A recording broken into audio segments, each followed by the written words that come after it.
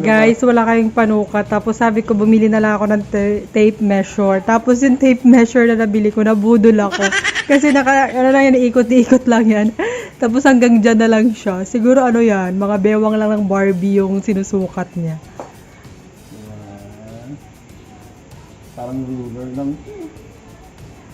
Okay na yan, basta meron. Sino kayo maghahawak sa akin dito? Ako na.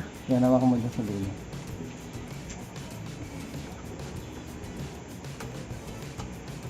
Sabi ko na nga ba, kailangan kong bumili ng ano eh, ng pentel pen. Oo nga, lang, hindi ako bumili kasi sabi ko medyo mahal. Hindi ko naman kailangan. Ikaw pala yung may kailangan. Sigurado na yan, Daddy? Ha? Sigurado ka dyan? Ano mo na? Ganyan ang advantage na ano. Dapat kasi ano na lang, ruler na lang. Ikaw ang gumastos, ikaw rin ang gaya. Ikaw ang gumastos.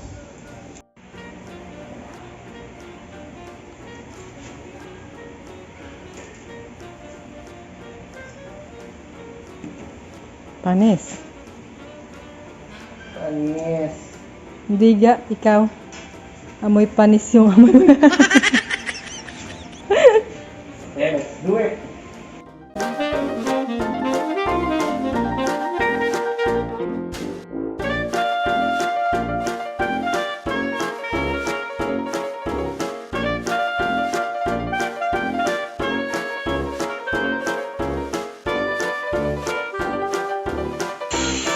Ang galing, hindi ka natakot. Una lang talaga yun, matatakot ka. Tapos, pag nasanay ka na yun, ulit-ulitin mo na hanggang sa magsawa ka na. Kasi sa una lang yung takot. Galing ko. Galing niya daw. Ang gilig. Perfect. Siguro kailangan mo ikot-ikutin yan. Hindi ko na talaga nito. Oo.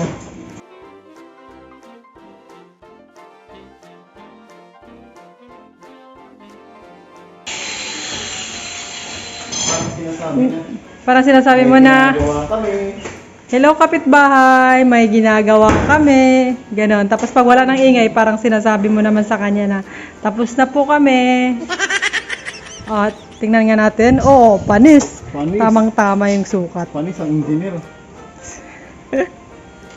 Tingnan ko kung panis yung engineer. Tingnan ko, ay. Tatlo lang siguro. Tatlo nga lang, ano? O masyadong, hindi maganda apat. Ako kasi manipis lang. Oo, tatlo lang.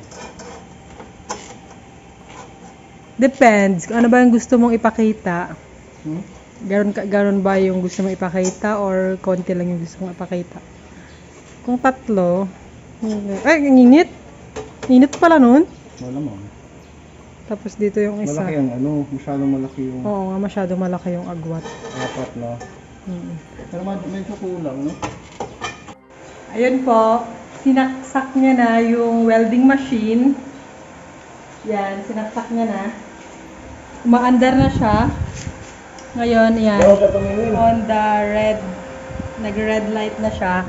Tapos, ito na, bumili na siya ng mga equipment kagaya niyang yung sa mata niya. Tapos yung mga gloves. Yan. This is his first try. Tingnan natin. Lalayo ako kasi baka maduguan ako dyan. Oh, what happened? Parang wala. My God, best in costume. My God, best in costume. Tapos yun pala, takot na takot. Binili pa namin yun sa handyman yung mga gloves niya. Tapos yung sa ulo niya, sa Shopee lang din yan. Ayan, first try. Nabasa niya lang kung paano gamitin sa manual. Yan, first try niya yan. Tignan natin kung paano niya magagawa. Ay! Bakit gano'n? Pumutok. Ganyan lang talaga eh. Kaya nga dapat something like that, di ba? Ba't yan hindi nagaganyan?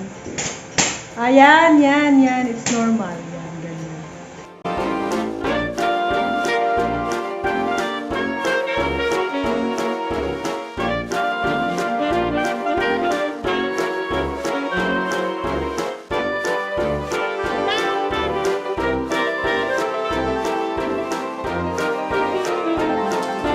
After 48 years of trial and error, parang nakukuha niya na yung tamang timpla. Napupulsuan niya na daw.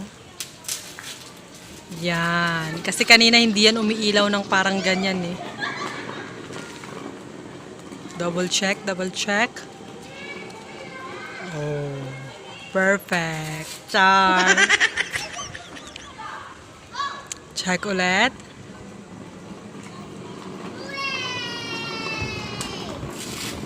Oh, wow, bongga. Yung outfit niya parang ano no, kauna-unahang Pilipino na ka-survive sa ano, sa mga alien sa Mars.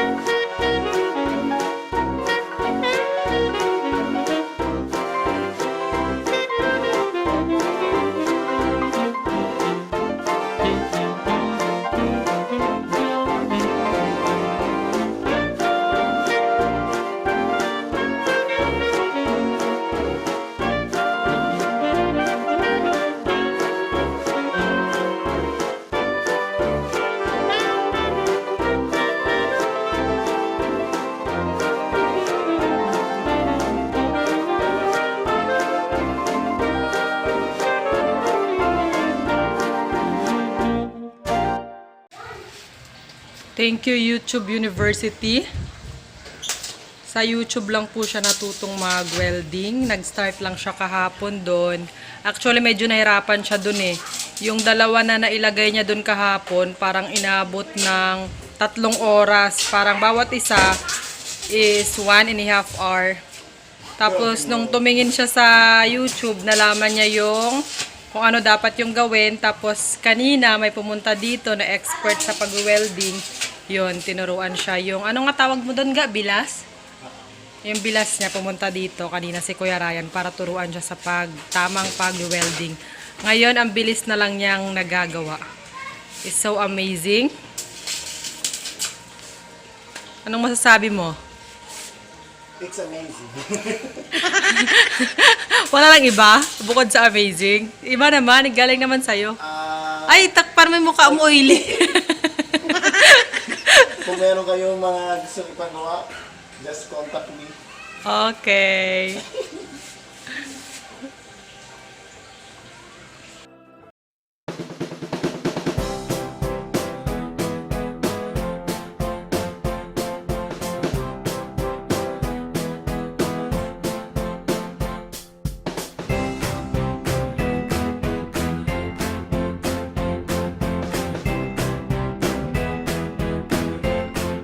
This is the result of his hard work.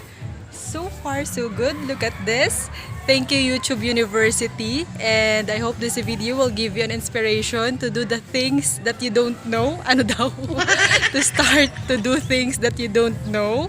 Yan. Akala ko talaga hindi niya magagawa ng tama. Kasi actually, parang marami din namang medyo nagagandahan sa gate namin na before na hindi pa siya open dito. Kaya lang kasi sobrang init niya sa loob, yung hangin hindi nakakapasok agad. So ginawa niya ng paraan. Yan. Hanggang dito na lang yung video na to. If you like this, please consider subscribe. Thank you for watching. See you again in my next vlog. Bye!